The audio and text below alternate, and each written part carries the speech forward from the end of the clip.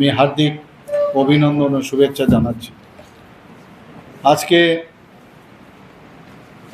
প্রধানমন্ত্রী কিষাণ সম্মান নিধি গত বছরও এই নিয়ে আমি 3বার তার টাইম, কিন্তু আজকে এই জায়গাতেই এসেছি। এখানে অনেক দিন আগে এটা হয়েছিল, প্রথম ফার্স্ট যেটা হয়েছিল বামুটিয়া প্রথম যখন হয়েছিল। তো এই যে প্রধানমন্ত্রী কিষাণ সম্মান নিধি, এটা আসলে কেন্দ্রীয় সরকারের একটা প্রকল্প এবং আমাদের রাজ্যে এটা 2019 থেকে শুরু হয়েছে। বামুটিয়াতে আমরা ছিলাম, যেটা আমি একটু বলার চেষ্টা করেছি।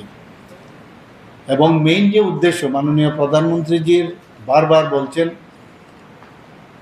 যে আমাদের ভারতবর্ষের 70 থেকে 75% কিন্তু গ্রামীণ এলাকা, এবং আমাদের ত্রিপুরাতেও কিন্তু তাই। এবং 75% যে গ্রামীণ এলাকা, সেখানে আমাদের যারা কৃষক ভাই বোনেরা আছেন, তাদের দ্বারা যা উৎপাদিত ফসল, তার উপর ভিত্তি করেই কিন্তু আমাদের জিএসডিপি বলুন, দেশের জিডিপি বলুন, তার উপরেই নির্ভরশীল। কোভিডের সময় আমরা দেখেছি সারা পৃথিবীর বহু ডেভেলপ কান্ট্রির যে অবস্থা হয়েছিল, আমাদের ভারতবর্ষের কিন্তু সেইভাবে কিছুই হয়নি। কারণ আমরা কিন্তু এই কৃষকদের উপর যেহেতু আমরা নির্ভরশীল, সেই কারণে ভারতবর্ষের ইন্ডাস্ট্রির উপর আমরা নির্ভরশীল ছিলাম না। তাদের উৎপাদনের উপর ভিত্তি করে আমাদের এই যে কন্টিনিউয়াস সাস্টেনেবল যে ইনকাম আমাদের ছিল বলে এই করোনা ভাইরাসও আমাদের কাবু করতে পারে। এবং এই প্রকল্পটি যদিও এটা ফেব্রুয়ারি 2019 থেকে শুরু হয়েছে, কিন্তু আমাদের এটা কার্যকর হয় এখানে 1/12/2018-তে।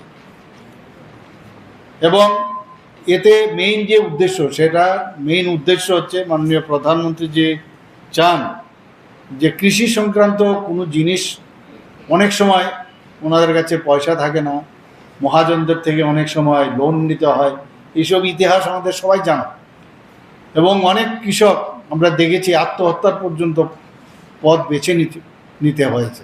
সেই জায়গায় এই যে আপনার 3 কিস্তিতে 2000 টাকা করে মাননীয় প্রধানমন্ত্রীজি এই যে দিয়ে আসছেন, আজকেও কিন্তু সেটা উনি আর আধুনিক যে এখন যে ব্যবস্থা, এক টিপে সবার কাছে, এবং মাঝখানে কিন্তু মিডলম্যান নেই যে মাঝখান থেকে এত পুরো ট্রান্সপারেন্সির মাধ্যমে সেটা সবার অ্যাকাউন্টে কিন্তু আজকে চলে গেছে।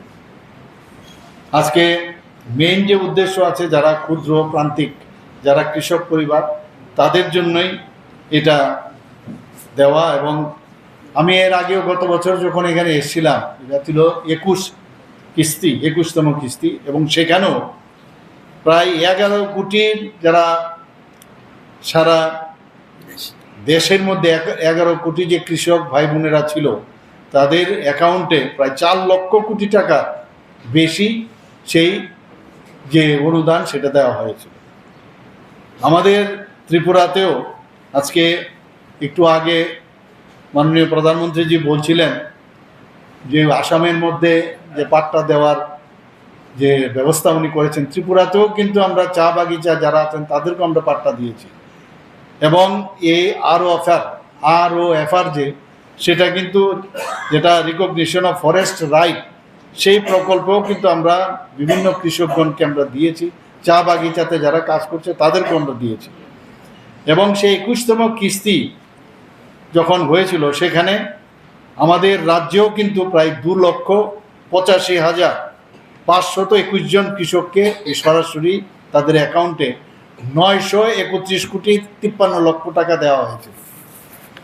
আজকে বিভিন্ন জেলাভিত্তিক এখানে আছে, আমি আর সেই জেলাভিত্তিক আমি বলতে চাইছি না। এখানে মোট 931,53 টাকা আমাদের দেওয়া হয়েছিল গতবার। আজকে 13ই মার্চ, আজকে গুয়াহাটির থেকে যে ডিজিটাল পদ্ধতিতে একটা বোতামে টিপ দিল, আর সাথে সাথে দেখলেন কিভাবে সবাই ঘরে ঘরে চলে গেল এই যে অনুদান। এবং সেটা দেখা গেছে 9,32,00,000-এরও বেশি সারা ভারতবর্ষের মধ্যে আজকে কৃষক যারা আছেন তাদের ব্যাংক অ্যাকাউন্টে গেছে। এবং সেটা প্রায় 18,630 কোটি টাকারও বেশি।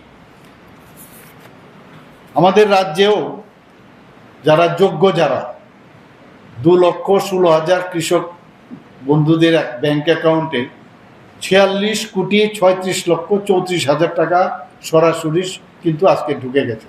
মাননীয় প্রধানমন্ত্রীজি বলছিলেন, আপনারা যে মোবাইল মাধ্যমে কিন্তু আপনারা দেখতে পাবেন যে আপনার অ্যাকাউন্টে টাকা চলে এসছে।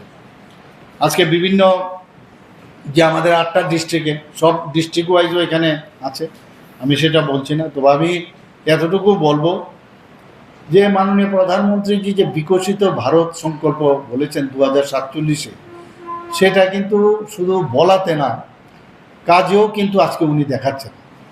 আজকে আসামের মতো জায়গায়, if I am not wrong, প্রায় 19,500 কোটি টাকার প্রজেক্ট ফাউন্ডেশন লেদ থেকে আরম্ভ করে এবং বিভিন্ন উদ্বোধন করেছেন। এবং উনি বলেছেন যে অষ্টলক্ষ্মী, উনি নাম দিয়েছেন অষ্টলক্ষ্মী নর্থ ইস্টার্ন জন্য। অষ্টলক্ষ্মীর যদি উন্নয়ন না হয় তো দেশও উন্নয়ন হবে না। সেই জায়গায় আসামকে টার্গেট করেছেন মেইন ল্যান্ড, কিন্তু আস্তে আস্তে আপনি দেখুন আসামে যেহেতু এপি সেন্টার, আস্তে আস্তে কিন্তু সমস্ত বাকি যে 7টা স্টেট আছে সেখানেও কিন্তু তার প্রভাব পড়বে। আজকে রেলওয়ে, আপনার ইলেকট্রিফিকেশনের কথা বলুন, আগের থেকে কিন্তু আমাদের ত্রিপুরাতে ইলেকট্রিফিকেশন হয়ে গেছে।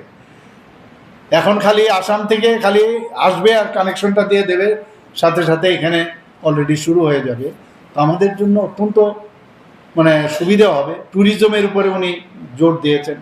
আমরা ত্রিপুরাতেও কিন্তু আমরা ট্যুরিজমের উপর সাংঘাতিক জোর দিয়েছি।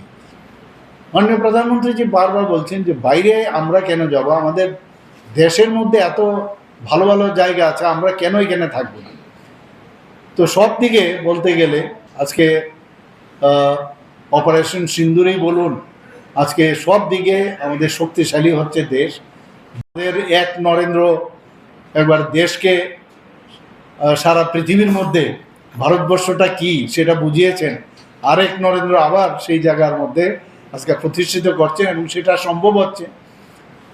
কত সুন্দরভাবে উনি বলছিলেন যে অনেক সিনিয়র মুখ্যমন্ত্রীকে আজকে আমি দেখতে পাচ্ছি, ওনাদের কাছে আমি বলবো যে একতা মল, যেটা আমাদের এখানেও প্রায় 70% কাজ হয়ে গেছে।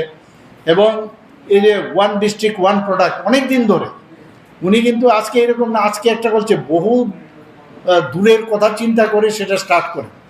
এবং উনি যে বলছেন সমস্ত মুখ্যমন্ত্রীদের যে ওইখানে যে একতা মল হয়েছে, সেখানে আমাদের যে সমস্ত যে স্টেটের যে প্রোডাক্টগুলো সেখানে যাওয়ার জন্য আমাদের এখানেও কিন্তু ওনারা আসবেন, সেইভাবেই কিন্তু তার তৈরি হয়েছে। এতে করে মানুষ এই যে একত্রিতকরণ, সমস্ত রাজ্যকে একত্রীকরণ, এটা সত্যি এর মধ্যে আমরা দেখতে পাই এটা দেশের প্রতি যে একটা একটা বিশ্বাস এবং দেশকে একসাথে করার যে চিন্তা ভাবনা, দেশাত্মক বোধের যে ভাবনা, সেটা কিন্তু চলে আসে। আপনি একই ঘরে গেলেন, গিয়ে সারা ভারতবর্ষ আপনি দেখছেন তাদের সমস্ত প্রোডাক্ট। তো এই ধরনের চিন্তা ভাবনা করেন, সেটা একমাত্র করতে পারেন আমাদের সর্বকালের সর্বশ্রেষ্ঠ প্রধানমন্ত্রী শ্রী নরেন্দ্র মোদীজি। আজকে বারবার উনি যেভাবে কৃষকদের উন্নয়নের জন্য আজকে ন্যানো ইউরিয়া সম্পর্কে, এর আগেও প্রথম মনে হচ্ছে ন্যানো ইউরিয়া সম্পর্কে উনি বলেছেন। আজকে সার কারখানা যেগুলো কংগ্রেসের সময়ে বন্ধ ছিল, সেগুলো আবার নতুনভাবে উনি খুলেছেন। আজকে বলছিলেন যে লালকেল্লার থেকে এই কংগ্রেসের এক প্রধানমন্ত্রী বলছিলেন যে উত্তর কোরিয়া দক্ষিণ কোরিয়ার মধ্যে যুদ্ধ, আর তার প্রভাব বলছে যে আমাদের এখানে কৃষকদের সমস্যা, আমি কি করব। তো সত্যি এগুলো কিন্তু আমরাও কিন্তু ততটা বুঝতে পারতাম না, কিন্তু আজকে আমরা বুঝতে পারি। এই যে এত আন্তর্জাতিক যে সমস্যা আপনারা দেখেছেন, যে অলরেডি আমেরিকা ইরান যে যুদ্ধ চলছে, তারপরেও কিন্তু কিভাবে আগলে রেখেছেন ভারতবর্ষকে, যাতে কোনো সমস্যা না হয়।